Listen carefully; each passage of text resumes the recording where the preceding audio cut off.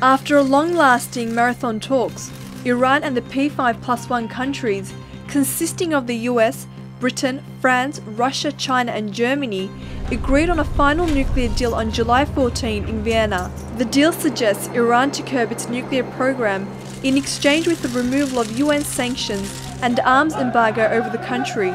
By the implementation of the agreement, Iran will enable to get rid of its long isolation caused by the financial economic sanctions. It also promises Tehran to release more than $100 billion worth of its assets around the world. In brief, the nuclear agreement is set to accelerate Iranian economic boom by doubling the country's oil exploitation in 1 year. However, the agreement is also expected to create a nationalist blow in domestic politics, since it enforces Iran to open its civil and military nuclear sites to the full access of the International Atomic Energy Agency inspectors. The IAEA investigation of Iran's nuclear sites, as well as Tehran's compliance with its international partners, will serve as a litmus test in terms of feasibility of the final agreement in the short term.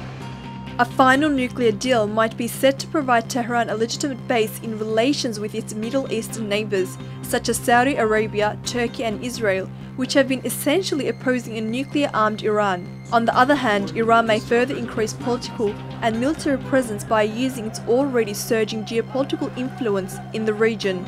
With the Western support derived from the nuclear settlement, Iran is expected to enhance its bargaining power regarding the crisis in Iraq, Syria, Yemen and Afghanistan. Moreover, the lifting of economic sanctions might whack up commercial rivalry on the oil price mechanism with Saudi Arabia, which has long been using such comparative advantage as a political tool against Iran. Meanwhile, Turkey can be very likely one of the main winners in the lack of Western sanctions imposed on Iran, since both countries were eager to boost commercial ties in the recent years. In this sense, Iran is also expected to sell its energy resources via Turkey en route to Europe.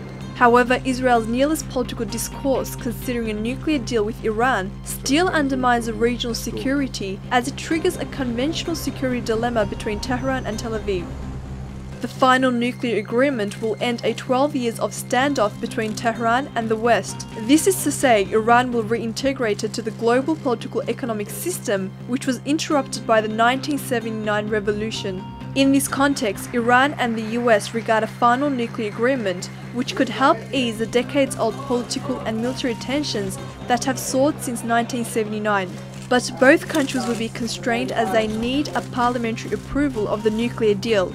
The Obama administration is set to come under pressure in the Republican-dominated US Congress, which must ratify the agreement in 2 months. On the other side, Iran's radical political wing, represented by foremost the Supreme Leader Ali Khamenei, opposes a long-time suspension of nuclear program and inspection of military sites, which the deal entails Tehran to do so. Iran is keen to mend its relations with Europe in the wake of a nuclear deal, but its conventional partnership with both Russia and China limits a full-fledged cooperation with the West. If the nuclear deal is put into force, Iran's security cooperation with Russia-China bloc can be expected to increase given the fact that both countries have been supplying weaponry to Tehran.